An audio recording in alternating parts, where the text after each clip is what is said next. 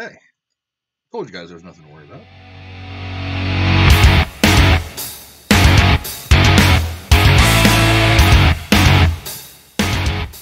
That's right, everybody. According to The Hollywood Reporter, this is something that's been reported on a little bit over the last day or so. I wasn't going to buy it until I absolutely saw something by a reputable trade discuss it, but now it's in THR. It's on The Hollywood Reporter. The headline is Spider-Man shocker, Disney Sony striking a deal for one more movie. Yeah, the one more movie is interesting to me. We're going to get to that. So the body of the article, I'm just going to make this a quick video because, to be honest, there's so many other people that are way more connected than me that are going to have way more insightful shit to say about this, but I do want to touch base on it. Spider-Man back in action after publicly parting ways. Disney and Marvel have gotten their shit together. I'm paraphrasing here. I'm thrilled that the Spidey journey in the MCU will continue. Blah, blah, blah. Said Marvel topper Kevin Feige. Spider-Man's a powerful icon, blah, blah, blah. A lot of the same shit that... Now, this article is... it's on THR. I'll leave a link to it in the description below. Also, as part of the arrangement, Spider-Man will appear in a future Marvel movie. So you're actually getting two movies out of the deal. You're getting another solo Spider-Man movie, plus you're getting a Spider-Man and or Peter Parker cameo in another film. We'll leave that up to speculation for right now. Co-parenting deal fell apart after Long From Home. Okay, here's something else I want to say. I didn't do any videos on this because I didn't quite know what to say.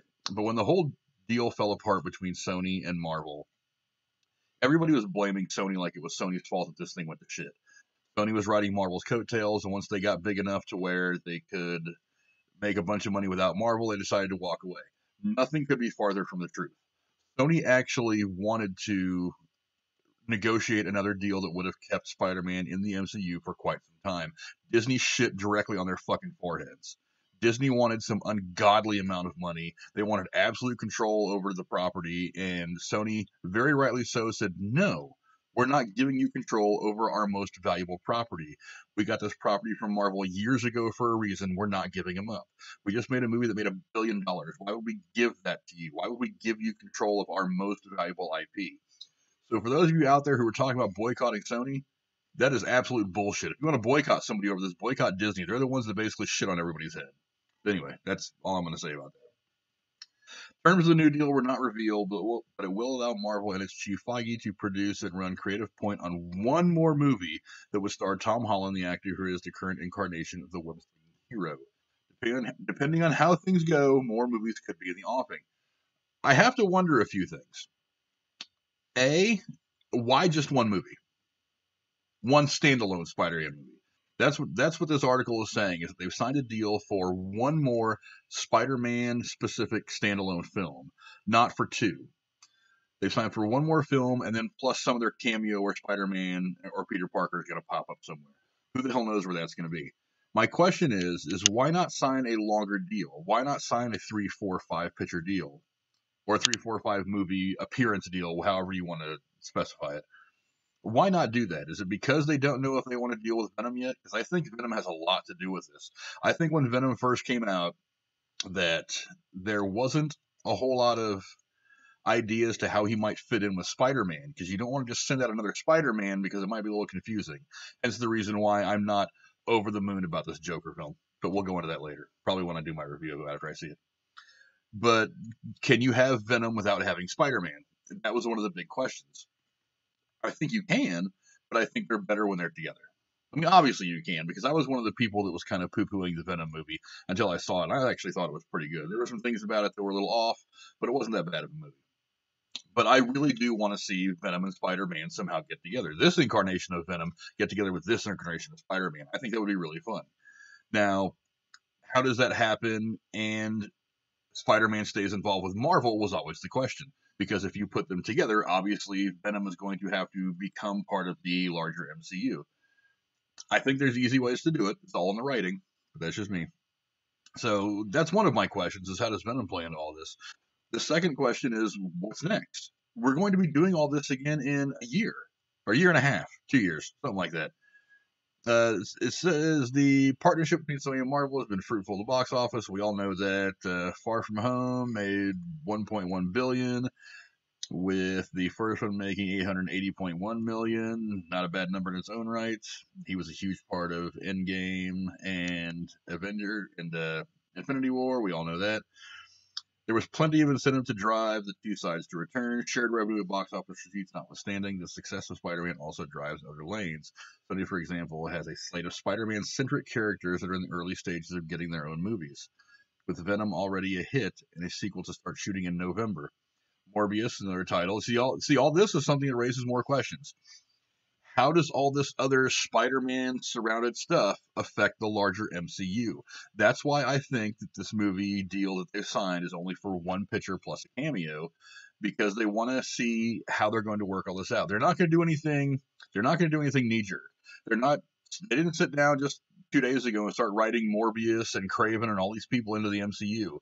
This is stuff that's going to take 5 to 10 years to get involved into the MCU if they're going to do it at all. Because Kevin Feige does not just jump the gun about shit.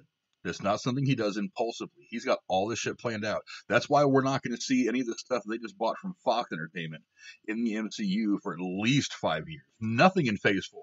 If we get anything of Fantastic Four or X-Men or any of the shit that they just bought, we're not going to see it until the very, very end of Phase 4. We're not going to see any of that in the next 4 or 5 movies that they have planned out. TV shows I don't know about, but I've been kind of cold on the Marvel TV shows lately. Let's see. It goes on to say it's been a hit. Morbius and other titles in post-production, release set for next year. The slate has benefited from Spider-Man's popularity. Like I said, that's everything that's going on around those Spider-Man-centric characters is going to have a big impact on where things go moving forward. Meanwhile, Marvel gets to capitalize on merchandising, but perhaps more importantly, it gets to keep creative control over its most popular character, something it did not have during the years it saw the studio, then run by Amy Pascal, make critically maligned moves and thus protect the brand. Here's the funny thing, though. This is all going to be done in cooperation with Pascal Pictures. So Amy Pascal is still involved. Much like she was involved in all the other incarnations of Spider-Man, much like she's been involved in the last couple of Spider-Man movies, the ones we've had with Tom Holland. She's actually since left Sony, for those of you who don't know. She started her own thing. But she's actually going to still have something to do with the production of the Spider-Man movies. She started her own thing, Pascal Pictures. She's going to have a hand in producing and releasing these movies. So who the hell knows? Now, my questions are, again, how does the stuff from the larger Spider-Man specific universe play into the future of what's going to happen next? I think the next movie is going to be pretty cool. Obviously, we're going to have to explain some things that happened in Spider-Man Far From Home, notably, and this is a spoiler for those of you who have not seen Spider-Man Far From Home yet, noticeably J. Jonah Jameson being introduced, that fantastic post-credit scene, by the way, and outing Peter Parker as Spider-Man. All that's going to have to get dealt with. You're going to be able to deal with that with the other MCU, a couple of the other MCU characters. It's going to be interesting to see who pops in. I don't think it's just going to be Happy this time. I think you're going to see another hero pop in on a limited basis to at least help Peter, not deal with the bad guy, but I think you're going to see somebody pop in to help Peter deal with the situation kind of in his head rather than externally. But that's just my guess right now. I have no inside knowledge. What do I know? I'm 3,000 miles away from Hollywood, so what the hell do I know? But anyway, go down in the comments and let me know what you think. Do you agree with me? Is this really just a banging on a broken leg? I have a feel that's kind of what this feels like to me. It feels like they only want to make one more movie so they can kind of tie up some of the stuff that connects them to Marvel, and then they can step away and do their own thing long term. That's what I think this is. I don't know. But we're going to have to see, because they've got this whole thing planned out. They want to start their broader Spider-Man universe, and it's going to be a lot more difficult to do, especially the way that you want to do it with your level of control, if Spider-Man is still tied to the MCU. So you guys let me know what you think, because go down in the comments, because I'm not sure where this is all going from here. I'm sure we'll talk about this again at some point in the future. But anyway, that's me. Don't forget to have your pet spayed or neutered. Talk to you later.